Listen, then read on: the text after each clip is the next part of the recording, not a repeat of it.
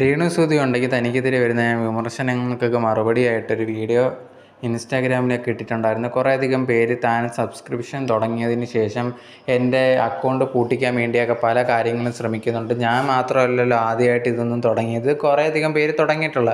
ഞാൻ ആരെയും ബുദ്ധിമുട്ടിക്കാൻ വരുന്നില്ല, പിന്നെ നിങ്ങളൊക്കെ എന്തിനാണ് എന്നെ ബുദ്ധിമുട്ടിക്കുന്നത് എന്നുള്ള രീതിയിലായിരുന്നു രേണു ഉണ്ടെങ്കിൽ വീഡിയോ ഇൻസ്റ്റാഗ്രാമിൽ ഇട്ടിട്ടുണ്ടായിരുന്നത്. നിങ്ങൾ ആ വീഡിയോ ഒന്ന് കേട്ട് നോക്കുക എന്താണ് പറഞ്ഞെന്നുള്ളത്.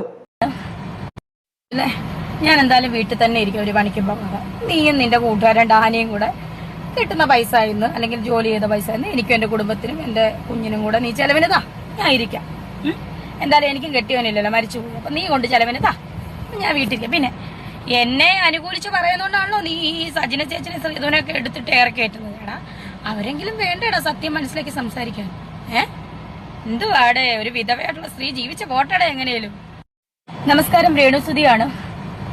ആദ്യമായിട്ട് ഞാൻ ചോദിക്കട്ടെ, എടാ ഡാനി സത്യ, എടാ ഡാനി സത്യ, ഞാനാണോടാ ഈ സോഷ്യൽ മീഡിയയിൽ ആദ്യമായിട്ട് സബ്സ്ക്രിപ്ഷൻ തുടങ്ങിയ ആദ്യത്തെ ഒരു പെണ്ണ്?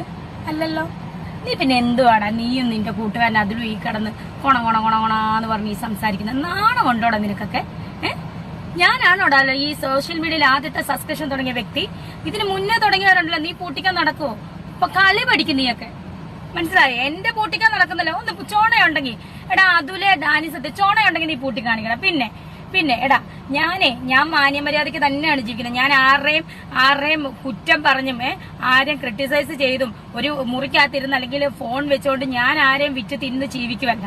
ഞാൻ എനിക്കറിയാവുന്ന തൊഴിൽ ചെയ്ത് തന്നെയാണ് ജീവിക്കുന്നത്. സബ്സ്ക്രിപ്ഷൻ അത് ഞാൻ തുടങ്ങിയപ്പോഴാണല്ലോ നീയൊക്കെ ഇത്ര വലിയ സംഭവം ആക്കിയേക്കുന്നത്.